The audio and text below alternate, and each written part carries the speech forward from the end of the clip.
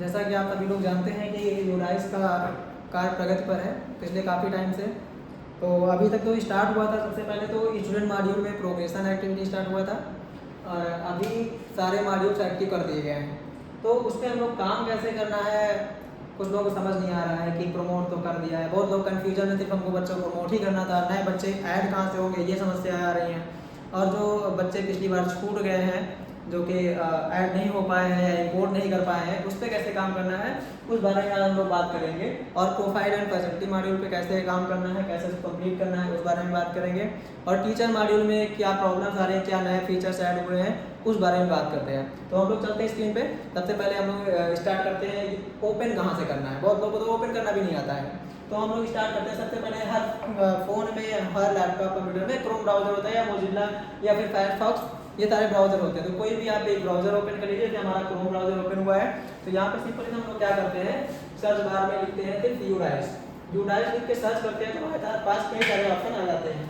UDISE करते हैं, student module, teacher module, login. तो आप लोग क्या किया करिए, कभी कभी क्या होता है कि सर्वर इशू होने की वजह से हम लोग डायरेक्ट लिंक पे जाते हैं तो डायरेक्ट लिंक से ओपन नहीं होता है, कोई ना कोई एरर आ जाता है। तो इसलिए हमें क्या करना है, सिंपली यूडाइस प्लस पे जाना है ऑफिशियल वेबसाइट पे और यहाँ पर कॉर्नर पे आप देखेंगे ये जो आ रहा है ऑप्शन, तो इस पे आपका जो है लॉगिन फॉर ऑल मॉड्यूल, तो इस पे आपको क्या करना है, सिंपली इस पे क्लिक करना है और उसके बाद अपना स्टेट सिलेक्ट करना है, जो भी आपका स्टेट होगा आपका। जैसे हमारा यूपी है तो अपना उत्तर प्रदेश सिलेक्ट करके वो पे क्लिक कर देंगे। अब यहाँ पर हमारे सारे मॉड्यूल्स दिख जाते हैं। तो जैसे कि पहला मॉड्यूल है प्रोफाइल एंड फैसिलिटी 2025-26 का मॉड्यूल और टीचर मॉड्यूल, उसके बाद फिर आपका स्टूडेंट मॉड्यूल और रिपोर्ट मॉड्यूल। तो हमें काम किससे करना है, प्रोफाइल एंड फैसिलिटी मॉड्यूल पे, टीचर मॉड्यूल पे और स्टूडेंट मॉड्यूल पे। तो सबसे पहले हम क्या करते हैं, प्रोफाइल एंड फैसिलिटी मॉड्यूल समझ लेते हैं किस पे काम कैसे करना है। तो इसके लिए लॉगिन करेंगे। ये आपका कुछ ब्लॉक के लोग होते हैं जो डायरेक्ट ब्लॉक की आईडी से लॉगिन करते हैं, तो ब्लॉक की आईडी से लॉगिन नहीं होगा। हमें क्या करना होगा, आपको स्कूल की आईडी से ही लॉगिन करना होगा। तो स्कूल की आईडी जैसे किसी की पड़ी हुई है, हम इसी को लॉगिन कर लेते हैं। यहाँ पे आप अपना यूडाइस कोड डालेंगे और नीचे आपका जो भी पासवर्ड आप बनाए होंगे वो पासवर्ड डालेंगे। बाई चांस अगर किसी को पासवर्ड नहीं पता है तो उसके लिए आप क्या करेंगे, फॉरगेट पासवर्ड का ऑप्शन आता है, इस पे आप जब क्लिक करते हैं तो यहाँ पर आपका यूडाइस कोड पड़ेगा और यहाँ पर आप अपना मोबाइल नंबर, जो रजिस्टर्ड मोबाइल नंबर होगा वो आप डालेंगे, कैप्चा डालेंगे, वेरीफाई करेंगे तो एक ओटीपी आएगी, वो आप ओटीपी डालेंगे। ओटीपी डालने के बाद आपको एक नया पासवर्ड जनरेट करने का ऑप्शन दिख जाएगा, तो वहाँ से आप अपना मनचाहा पासवर्ड बना सकते हैं, जो कि मिक्स पासवर्ड होगा, जिसमें आपका नंबर होगा, अल्फाबेट होंगे और ये आपका सिंबल होगा, तीनों मिक्स करके ही पासवर्ड बनाएंगे तभी बन पाएगा। तो इसके लिए अब आपको करना क्या है, हम फिर से अपने डैशबोर्ड पे चले जाते हैं प्रोफाइल एंड फैसिलिटी पे। तो हमने क्या किया, एक यूडाइस कोड डाल दिया और पासवर्ड डाल दिया। सिंपली हम यहाँ से कैप्चा फिल कर देते हैं।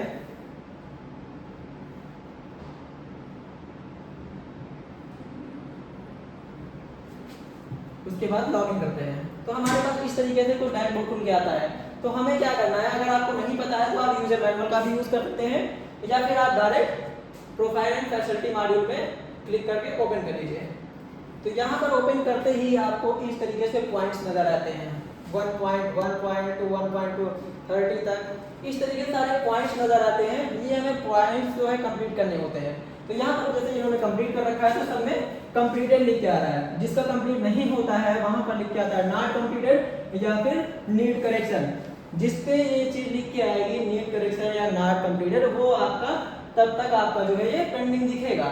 तो इसके लिए ये सारे जितने भी आपको कंप्लीटेड दिख रहे हैं सारे कंप्लीटेड ही लिख के आने चाहिए। तो इसलिए करना क्या होता है, सिंपली जो आपका ये लिखा हुआ है ब्लू कलर से आएगा, इस पे जब आप क्लिक करते हैं तो आपको पूरा डैशबोर्ड खुल जाता है। इस तरीके से सारी डिटेल्स आप चेक कर लीजिए कि हमारा सब सही है या नहीं है।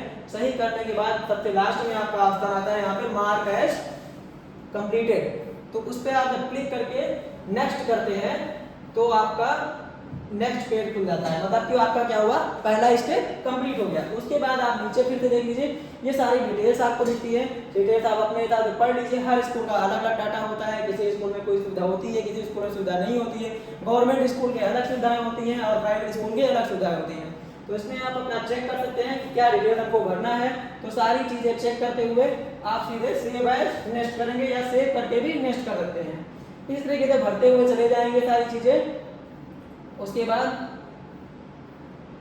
सेव एज नेक्स्ट करते हुए ज़्यादातर लोगों का डिटेल भरा हुआ होता है, कुछ अपडेट करना नहीं होता है। फिर इसमें एक पॉइंट नया ऐड हुआ है जो कि स्कूल का एरिया पूछा जाता है, वो आपका आगे भी दिखाता है कहाँ पर आएगा।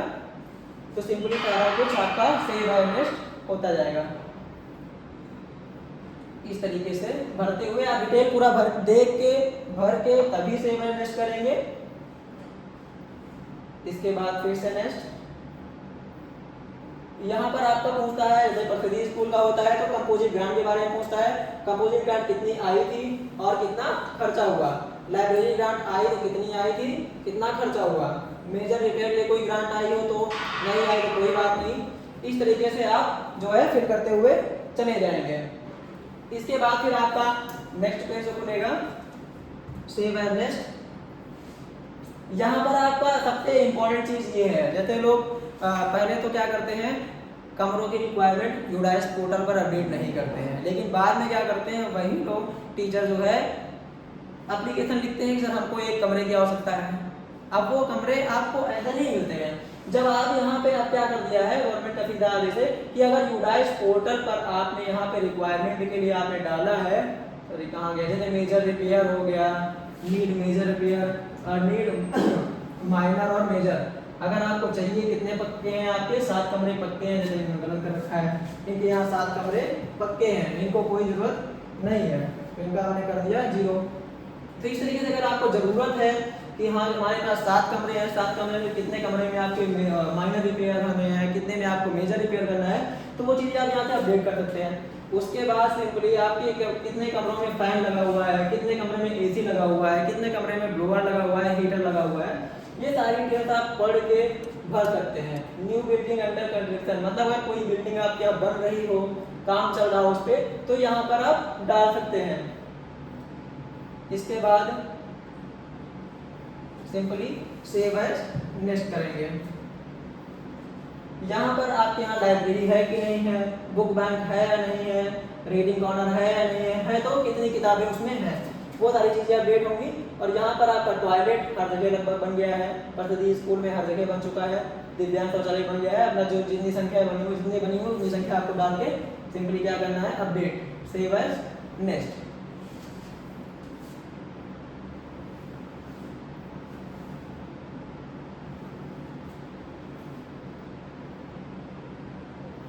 ये कोई सर्वर इशू आ गया, इसमें बैक टू डैशबोर्ड जाते हैं। तो इस तरीके से आप सारे पॉइंट्स को कंप्लीट करते हुए चले जाएंगे। जब यहाँ पर आप देख लेंगे सारे जितने भी पॉइंट्स हैं सब में कंप्लीटेड लिख के आ रहा होगा, तभी आप समझिएगा कि आपका डाटा कंप्लीट हुआ है। ठीक है, तो इसके बाद आप इसमें बैक आ जाते हैं। इसमें और कुछ नहीं करना होता है, सिंपली अभी आपको बैक आ जाना है या फिर इसको लॉग आउट कर लेना है, ये आपका काम खत्म हुआ। अब आपको किस में जाना है, हम चलते हैं टीचर मॉड्यूल पे। टीचर मॉड्यूल लॉगिन करने के लिए हम सेम फिर से उसी को टैब पे आ जाते हैं और टीचर लॉगिन कर लेते हैं। सेम हमने आईडी और पासवर्ड डाल दिया है, वही आईडी पासवर्ड इसमें भी रहेगा।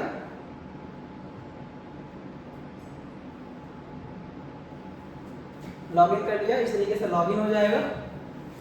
लॉगिन होने के बाद 2 ऑप्शन दिखते हैं, तो आपको इसमें click here to teaching non teaching and BTP teacher BCF data, इस पर क्लिक करेंगे और यहाँ पर आप देखेंगे कितने टीचर आपके हैं। जितने भी टीचर होंगे वो संख्या यहाँ पे आपकी शो करेगी।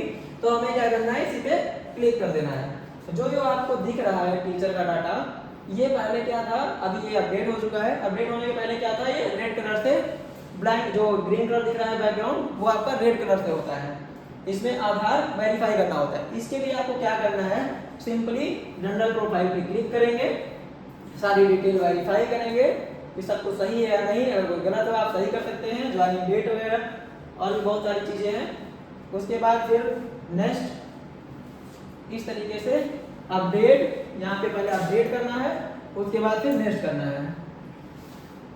यहाँ पर फिर से अपडेट करना है और उसके बाद आप सीधे आप अपने डैशबोर्ड पे आ जाएंगे। ये रहेगा आपका स्टाफ लिस्ट। अब जैसे कोई टीचर कहीं ट्रांसफर हो गया है या कहीं और गया है या कहीं से आया हुआ है, तो उसके लिए हमें क्या करना होता है, जो भी टीचर, जैसे ये मान लो माया देवी है, ये कहीं पर चली दूसरे स्कूल में इनका ट्रांसफर हो गया है, तो उसके लिए क्या करना है, सिंपली लेफ्ट स्कूल कर देना है। लेफ्ट स्कूल में पूछेगा रीजन क्या है, तो रीजन में आप दिखा सकते हैं कि ट्रांसफर का रीजन है और ट्रांसफर के डेट, अंतिम कार्य दिवस का डेट डालना होगा, वो डाल के आप वेरीफाई कर देंगे तो ये यहाँ से हट जाएगा। उसके बाद नया जो टीचर आया है कहीं से, कहीं और पढ़ा रहा था, वो नया अपने विद्यालय में आया है, तो उसके लिए सिंपली क्या करेंगे, यहाँ से इंपोर्ट करेंगे। इंपोर्ट करने के लिए क्या होता है, नेशनल कोड की जरूरत पड़ती है। अब नेशनल कोड कहाँ से मिलेगा, वो आपके टीचर को पहले से पता होगा। जैसे कि हम यहाँ पे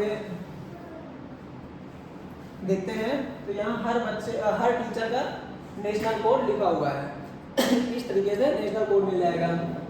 इसके बाद क्या करना होता है, जैसे कोई अगर इसके बाद भी जैसे नेशनल कोड और डेट ऑफ बर्थ डाल के आप इसको इंपोर्ट कर लेंगे, जैसे हम बच्चों को करते हैं स्टूडेंट मॉड्यूल में कि बच्चे का पैन नंबर डालते हैं, उसका डेट ऑफ बर्थ डालते हैं, उसके बाद गो पे क्लिक करते हैं तो सारी डिटेल्स आ जाती है, उसके बाद इंपोर्ट स्टूडेंट का ऑप्शन आता है, तो वो हम कर लेते हैं। इसी तरीके से आप टीचर का भी नेशनल कोड डालेंगे, डेट ऑफ बर्थ डालेंगे, गो पे क्लिक करेंगे, पूरा डिटेल आएगा, इंपोर्ट कर लेंगे। उसके बाद क्या करते हैं, जैसे कोई टीचर अब आपका नया आया हुआ है जिसका कहीं पर कोई रिकॉर्ड ही नहीं है, तो उसके लिए क्या करते हैं, ऐड टीचिंग स्टाफ, यहाँ पर पूरा ब्लैंक डाटा खुल जाता है, आप सारा डिटेल भर के वेरीफाई करके सबमिट कर सकते हैं। इसके बाद ये हो गया आपका, जब आपका सारे टीचर्स का ये डाटा ग्रीन कलर से आ जाएगा, वेरीफाई हो जाएगा सबका आधार, उसके बाद आपको जो काम करना है वो जाना है स्कूल डैशबोर्ड पे। जो लोग सबसे ज़्यादा समस्या यही आ रही है, लोग क्या करते हैं कि टीचर का डिटेल वेरीफाई कर लेते हैं, उसके बाद भूल जाते हैं, करते उसके बाद कुछ करते नहीं।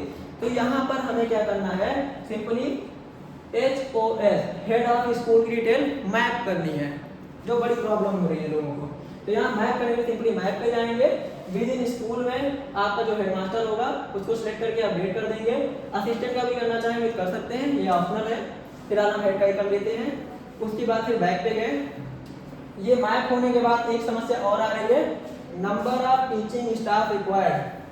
अगर आपको अपने विद्यालय में किसी टीचर की आवश्यकता है तो यहाँ पर आप क्लिक हियर पे जाएंगे और संख्या डालेंगे, कितने टीचर्स की आपको रिक्वायरमेंट है, वो डाल के सेव करेंगे। अगर नहीं भी है तो इसके लिए आपको अपडेट तो करना ही है, चाहे तो 0 ही करके क्यों ना करें, तो 0 करके आप सेव कर देंगे।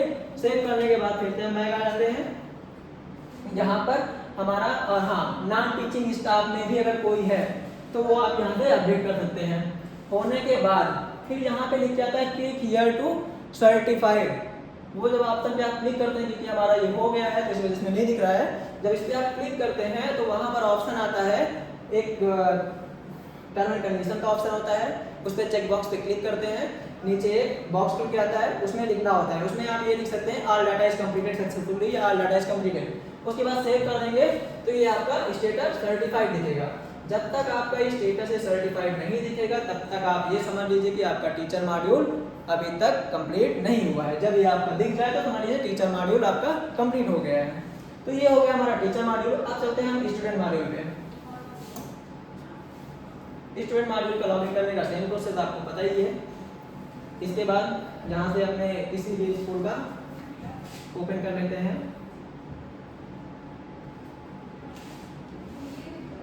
या हम अपना ब्लॉक लेवल का ही लॉगिन कर लेते हैं।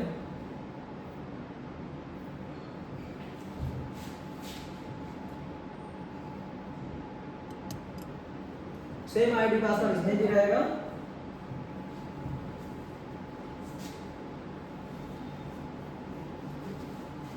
तो कोई भी स्कूल का हम ओपन कर लेते हैं, जैसे कि कुमरन का ही लॉगिन कर लेते हैं। अभी तक हम लोग कुमरन पे ही काम करते आए हैं। तो जो आपका डैशबोर्ड होगा जब आप खोलेंगे तो इस तरीके से खुल के आएगा।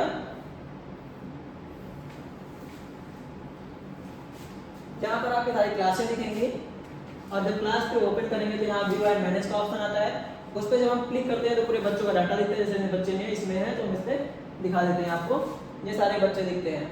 तो ये बच्चे तब दिखेंगे जब आपका प्रोग्रेशन एक्टिविटी कंप्लीट होगा तब। अब प्रोग्रेशन एक्टिविटी कंप्लीट कहाँ से होगा, उसके लिए आपको सिंपली क्या करना है, मोबाइल में ये कभी कभी खुलता नहीं है तो मोबाइल पर खोलने के लिए ये जो ऑप्शन दिख रहा है ये इस तरीके से अंदर रहता है। तो इस पर जब आप क्लिक करते हैं तो इस तरीके से सारे ऑप्शन खुल के आ जाते हैं। तो ऑप्शन पे आने के बाद आप यहाँ पे जाएंगे प्रोग्रेशन एंड मूवमेंट पे। इस पे जाने के बाद प्रोग्रेशन एक्टिविटी पे क्लिक करेंगे। यहाँ पर ऑप्शन आते हैं, 5 ऑप्शन आते हैं। एक गो का ऑप्शन आता है, progression user manual, view summary, progression summary section wise and finalize progression. तो हमें क्या करना है, सिंपली पहले गो पे क्लिक करना है। उसके बाद यहाँ से क्लास और सेक्शन सेलेक्ट कर लेंगे, गो पे क्लिक करते हैं तो हमारे पास सारे बच्चे जो हमारे पिछले साल जो कक्षा 6 में थे वो आपको यहाँ पे दिख रहे होंगे, जिसमें यहाँ पे आपका डन लिख के आ रहा है, वो आपको यहाँ पर पेंडिंग लिख के आएगा अगर आपका प्रोविजन एक्टिविटी कंप्लीट नहीं है तो। और यहाँ पे सारे ऑप्शन होते हैं जो सिलेक्ट करके हमें अपडेट करना होता है। तो सिंपली क्या करते हैं, यहाँ से हम सारे डिटेल फिल करते हैं बच्चों का, प्रोग्रेशन में एग्जाम देके पास हुआ है या नहीं, जो भी ऑप्शन होंगे इसमें नॉट प्रोमोटेड का, प्रोमोटेड का, promoted by examination, promoted by without examination, इस तरीके के ऑप्शन होते हैं। उसके बाद मार्क्स ऑफ परसेंटेज जो उसका पिछले साल का प्राप्तांक होगा वो आप डालेंगे, नंबर ऑफ डे कितने दिन बच्चा स्कूल में आया वो डालेंगे।